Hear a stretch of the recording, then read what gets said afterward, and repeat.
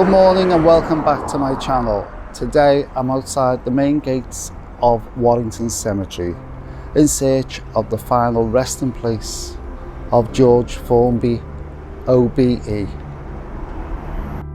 Opened in March 1857, Warrington Cemetery has many memorials steeped in history. Today it has burial areas for various religious denominations, and there are smaller plots available for cremated remains.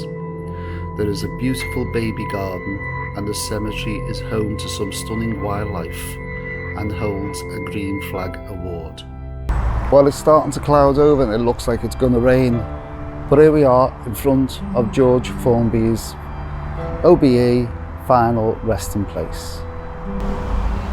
Buried with his mother and father, in love and memory of George Formby, comedian, died 8th February 1921, age 45. Afterlife, fitful fever, he sleeps well.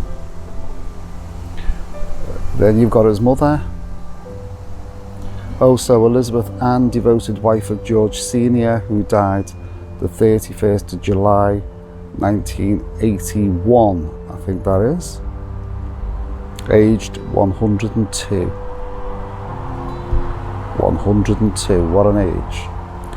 And then the man himself. Also George Formby, OBE, son of the above, who died the 6th of March 1961, age 56 years. A tradition nobly upheld.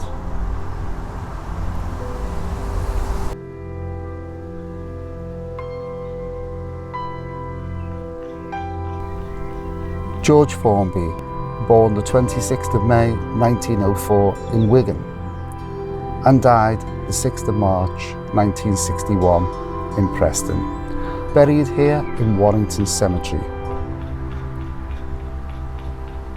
George was born George Hoy Booth in Wigan, the son of Eliza Hoy and James Lawler Booth. James Lawler Booth was a successful music hall comedian.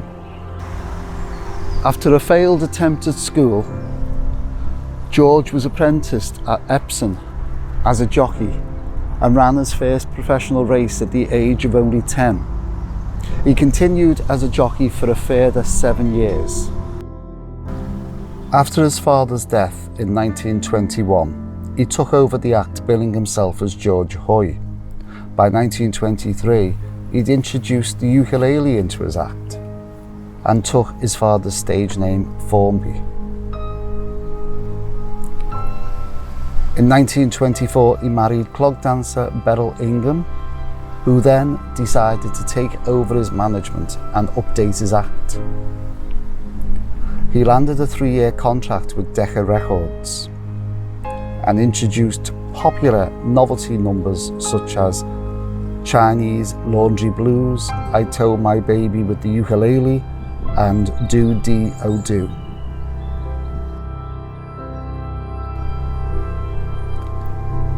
In 1935, he moved to Regal Zonophone, where he recorded his signature tunes, The Window Cleaner and Leaning on a Lamppost.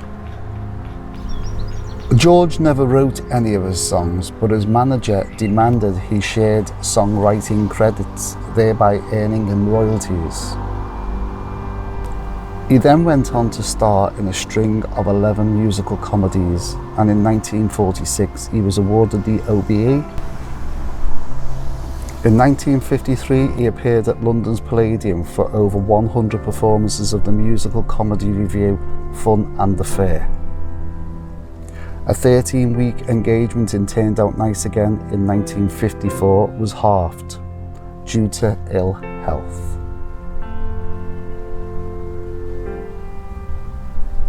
In 1961, George died of a heart attack. I like the way they've actually incorporated the two masks, comedy and tragedy, into the stonework.